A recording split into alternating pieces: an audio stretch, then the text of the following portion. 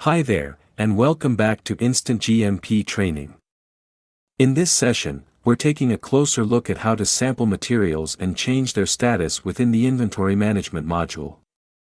These are crucial steps for maintaining control over your raw materials and ensuring everything stays in compliance with GMP protocols.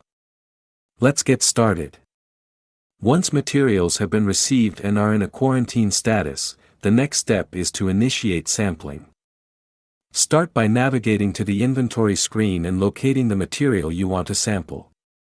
Click the edit icon next to the item.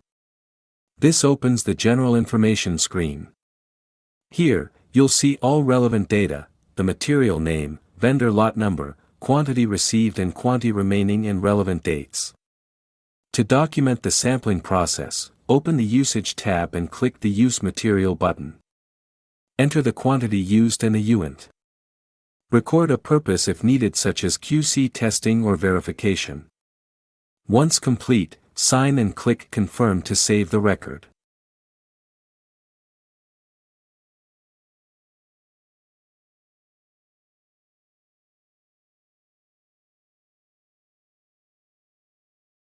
The system now reflects the sampling activity. The overall inventory quantity is adjusted automatically, so your records remain accurate in real time.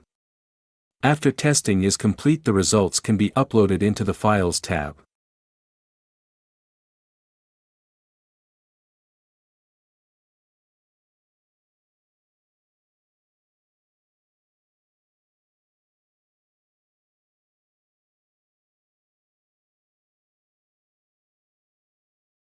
Now it's time to change the status of the material.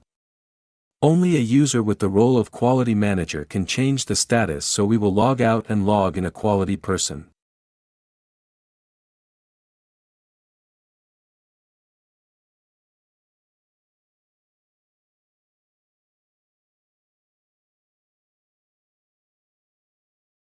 Go back to the same material entry and click the Change Status button.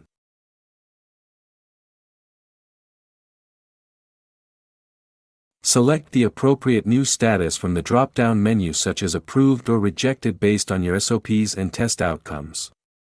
You can enter a reason for the change and, if required, update the retest date or expiry date.